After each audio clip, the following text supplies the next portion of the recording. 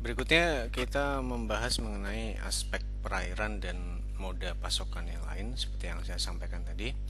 Aspek perairan yang terpenting di sini adalah dari sisi draftnya begitu ya. Jadi kalau memang draftnya tersebut tidak masuk begitu ya, Anda harus melakukan beberapa penyesuaian begitu. Misalnya Anda memilih kapal yang lain begitu, itu alternatif yang biasanya lebih mudah begitu ya.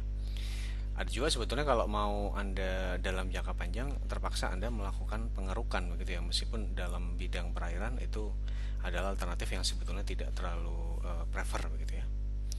Nah, di sini yang pertama begitu. Jadi selain dari ukuran tangki, pemilihan pola pasokan tersebut juga sangat tergantung dari aspek perairannya ya.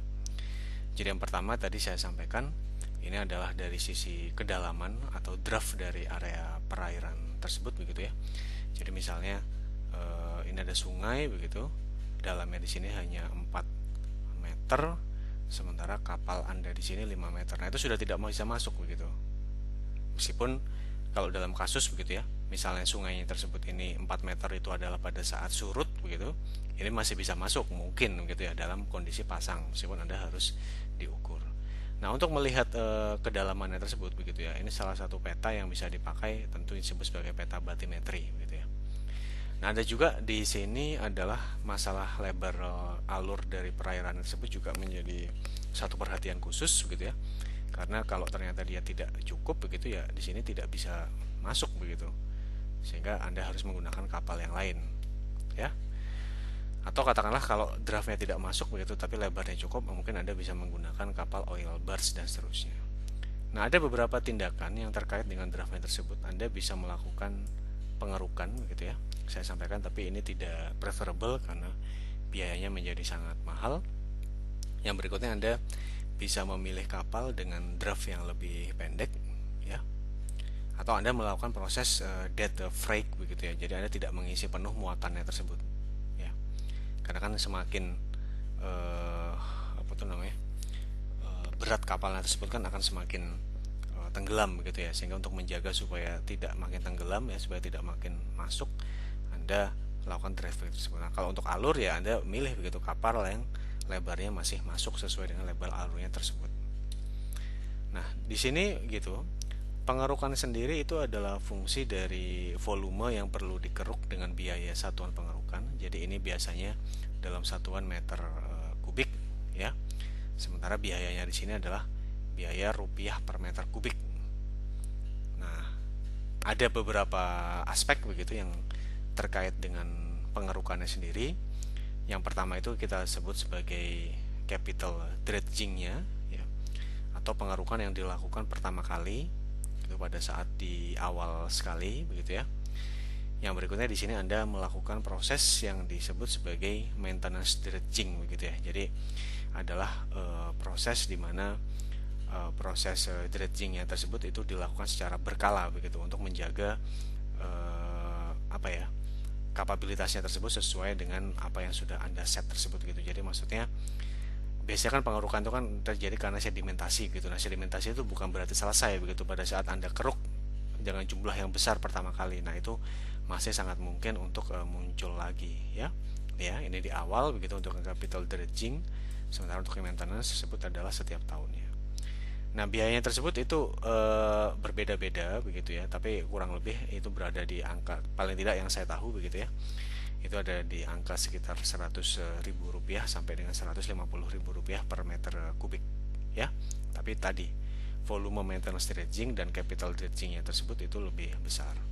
Nah, menentukan jumlah yang dikeruk itu bukan menjadi ranah kita biasanya di bidang logistik, itu mungkin kawan-kawan yang di bidang teknik kelautan ya untuk bisa menghitungnya tersebut.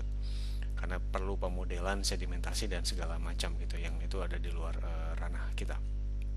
Nah, untuk masalah pengerukan ini sebetulnya kalau secara peraturan mungkin pada saat Anda melihat lagi peraturan mengenai kuliah tentang peraturan pelabuhan, di situ adalah pengerukannya tersebut itu sebetulnya adalah tanggung jawab dari pemerintah begitu ya. Cuma seringkali dilakukan oleh pelaku usaha begitu karena kalau menunggu terlalu lama ya.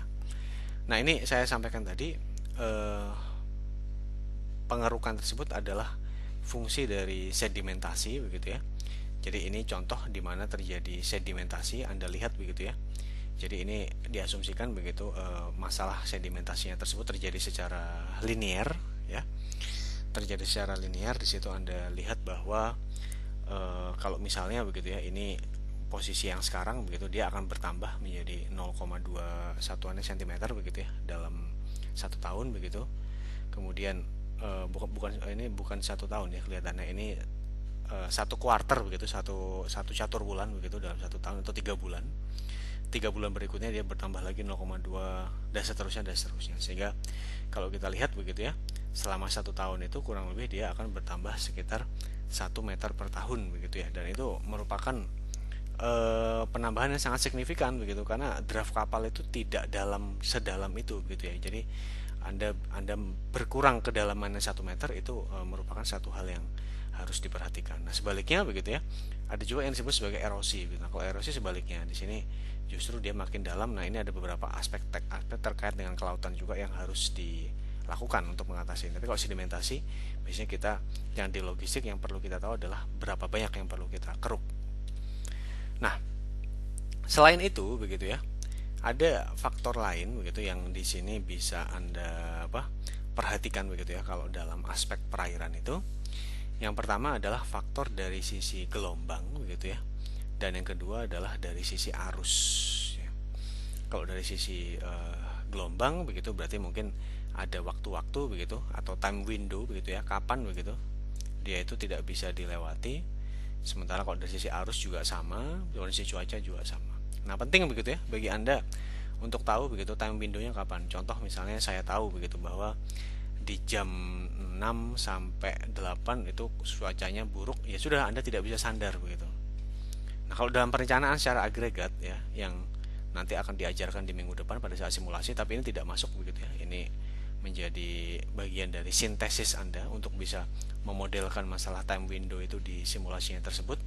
Jadi contoh begitu ya, dalam satu waktu begitu diketahui bahwa 20% begitu ya dari waktunya tersebut tidak bisa dipakai. Nah, berarti 20% ini kan terjadi secara random begitu. Nah, itu yang harus Anda lakukan analisis lebih lanjut begitu ya. Jadi selama periode 20%, jadi kalau misalnya ada 24 jam gitu, 20%-nya ya berarti adalah berapa?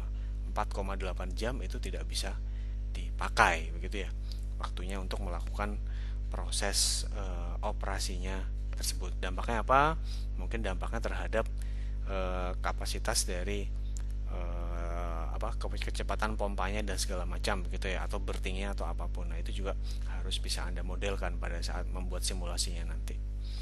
Nah ini berikutnya yang terakhir dari kuliah minggu ini adalah, ini ada selain kan kalau selama ini begitu ya, ini kan kita punya yang di sini kita sebut sebagai titik pasokan A begitu ya.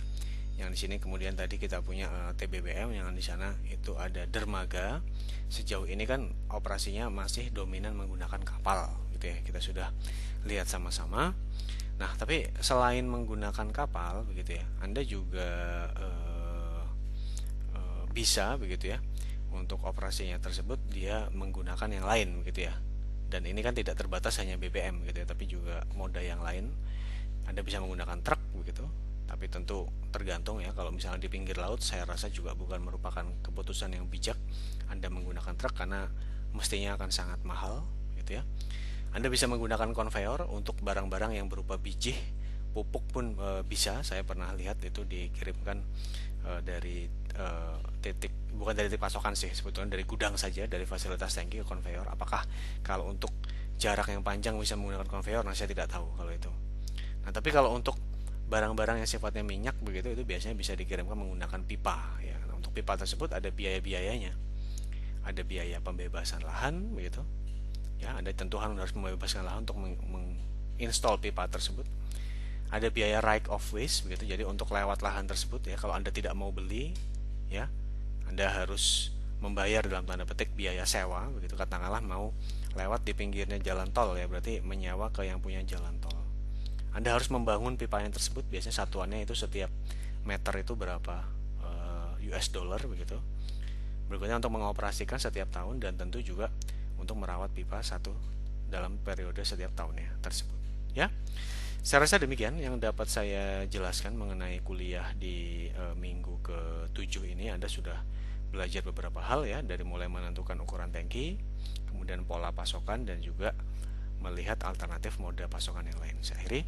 Assalamualaikum warahmatullahi wabarakatuh. Selamat pagi, selamat siang, atau selamat sore.